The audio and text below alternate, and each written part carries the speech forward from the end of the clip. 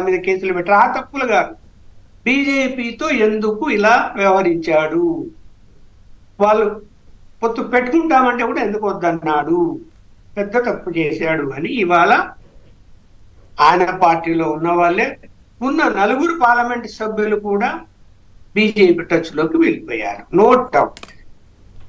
ఉన్న 10 మంది including Vijayasai Reddy, including ఇదే చెప్తున్నా ఇప్పుడు నేను. 10 మంది శాసనసభ్యుల్లో కూడా 8 మంది రెడీగా ఉన్నారు. రాజ్యసభ సభ్యులు మొత్తం అందరూ రెడీగా ఉన్నారు, ఒక్కరు కూడా ఎక్స్క్లూడ్ లేదు. కాకపోతే బీజేపీ ఆ విషయంలో విని సైలెంట్ గా ఉంటున్నది తప్ప, అంటే రాష్ట్ర నాయకత్వాలు కాదు, కేంద్ర నాయకత్వాలు. రాష్ట్ర నాయకత్వాలకి ఇవేమీ తెలియదు. అంటే బహుశా ఇప్పుడు చేర్చుకోకుండా అక్కడే ఉండి మా పనులు చేయండి అనే స్ట్రాటజీ అమలు చేస్తారేమో.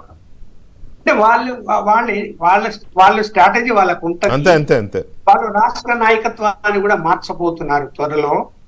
మార్చిన తర్వాత ఎవరు వస్తారో వాళ్ళ స్ట్రాటజీ ఎలా ఉంటుందో మనం చూస్తాం. దాని ప్రకారం అప్పుడు ఇంకా అతనికి ఎంత టైట్ అయిపోతుంది, ఎన్ని ఇబ్బందులు పరిస్థితులు వస్తాయి అనేది కూడా చూడాలి. కాకపోతే ఇక్కడ ఏంటంటే అధికార పార్టీ తెలుగుదేశం ఇప్పుడు ఎన్ని చెప్పినా, ఎన్డీఏ ప్రభుత్వం అయినా కూడా బీజేపీ జనసేన పార్టీలు కాకుండా సొంతంగా తనకు మెజారిటీ వచ్చింది, తను పరిపాలన చెయ్యాలి, ఆ గౌరవం ఈ 2 పార్టీలు ఇవ్వాలి, అలాగే ఈ 2 పార్టీల కూడా గౌరవం ఆయన ఇవ్వాలి.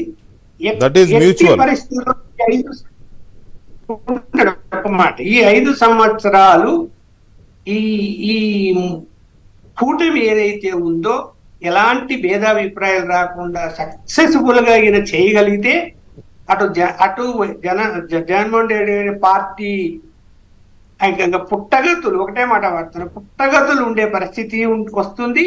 అలాగే రాష్ట్రం కూడా మనం ఆశించినట్టు, ఒక జర్నలిస్ట్ గా 43 సంవత్సరాలుగా రాష్ట్రం విడిపోయిన తర్వాత నా మనసులో ఎంత బాధ ఉందో, ఈ రాష్ట్రం ఇలా అయిపోయింది అని మేము బతకుండగానే నేను ఈ అభివృద్ధిని కూడా చూడగలుగుతాను.